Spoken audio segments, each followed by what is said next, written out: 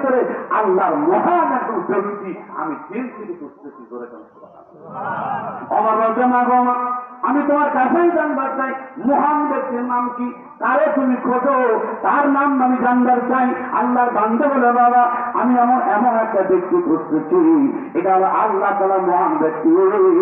এনার নাম হলো হযরত ওমর আজকে 3 দিন এই মরুর ভিতরে আমি ওমরকে খুঁজতেছি ওমর বলতে মা ওমরকে খোঁজো ওমর বলতে আল্লাহ রাখালের মতো যদি আমি এখন পরিচয় না দিই তাহলে মেয়েটার কষ্ট অবশ্যই ধরে যাবে কতক্ষণ ঠিক কিনা আল্লাহর বান্দা আমার বলতাম মা গো তুমি একটা তেল দিয়ে তাকায় দেখো মা তুমি তার দিকে তাকায় আছো আমি হইলাম সেই অধম আল্লাহর বান্দা বলে বাজান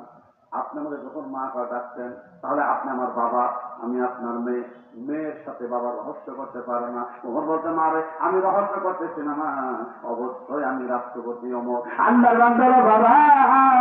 যদি আপনি বলে আপনার রাষ্ট্রপতি ওমর আমার কখনো বিশ্বাস হয় না ওমর বলতে মা আমি রাষ্ট্রপতি তোমার কেন বিশ্বাস হয় না আল্লাহর বান্দা বাবা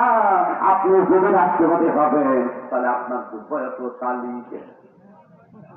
কথা বোঝা পারছেন না আপনি রাষ্ট্রপতি হবেন তাহলে আপনার দুর্বয়ত তালিকা ওর মধ্যে বাড়ি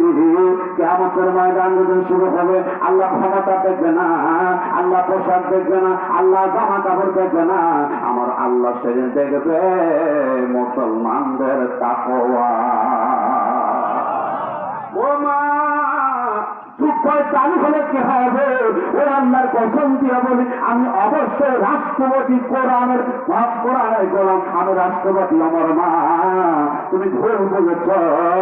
চুপ 45 থাকলে মানুষ মাপা যায় না মানুষ মাপতে হবে